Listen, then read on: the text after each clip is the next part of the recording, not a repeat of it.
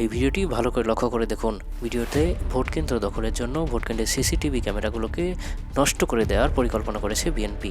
আপনারা ভিডিওটি ভালো করে লক্ষ্য করলে দেখতে পারবেন ভোট কেন্দ্র দখলের জন্য পূর্ব প্রস্তুতি করছে বিএনপি দল। এখানে 6টা ক্যামেরা লাগানো হয়েছে নির্বাচনের জন্য।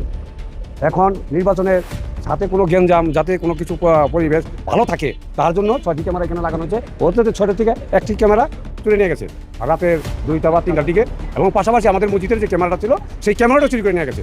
এটা আমরা প্রশাসনের কাছে এইটা আমরা তদন্ত চাই। আমরা এইটা কে নিল বা কী করলো, কিভাবে গেল, কেন গেল।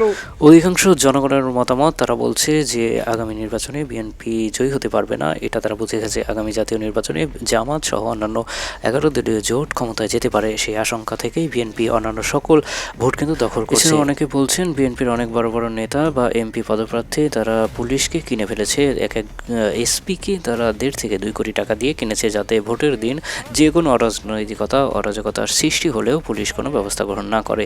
দেশের জনগণ আরও বলছে আগামী জাতীয় নির্বাচনে বিএনপি যেভাবে ক্ষমতায় যেতে চাচ্ছে, কিন্তু দেশের জনগণ মুখে মুখে বিএনপি বললেও হিল মারবে বিএনপির বিরুদ্ধে। সেটা যে কোনো দলই হোক বিএনপির বিরুদ্ধেই হবে। আর এটা দেশের জনগণের পরিস্থিতি বিএনপি বুঝে গেছে বলেই তারা দেশের যে 42,000 ভোট কেন্দ্র রয়েছে সেগুলো ভাঙচুর করছে।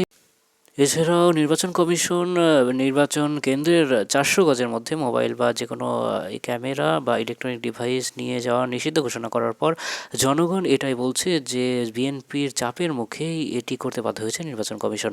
তবে দেশের জনগণ এই রায় মানে না। তারা নির্বাচনে যাবে, ব্লগিং করতে যাবে এবং নির্বাচনের মধ্যে ক্যামেরা নিয়ে যাবে, কে কীভাবে ভোট দিচ্ছে সব সময় লাইভ চলবে, যাতে দেশের জনগণ কোথাও কোনো অরাজনৈতিকতা সৃষ্টি হলে দেখতে পারে। দর্শক, আপনারা কি বলেন? আগামী জাতীয় নির্বাচনে কোন দল ক্ষমতায় যাবে, বা বিএনপি নাকি জামাত ক্ষমতায় গেলে এদেশের জনগণের ভালো হবে? তো আপনি কোন দলকে ভোট দিতে চান এবং কোন দল ক্ষমতায় গেলে দেশের উন্নয়ন হবে বলে মনে করেন? অবশ্যই আপনার মূল্যবান মতামত কমেন্ট করে জানাতে ভুলবেন না। আর হ্যাঁ, অবশ্যই এই চ্যানেলটি সাবস্ক্রাইব করবেন, যাতে দেশের যে কোনো গোপন খবর বা সত্য খবর সবার আগে আপনার কাছে পৌঁছে যায়। ধন্যবাদ।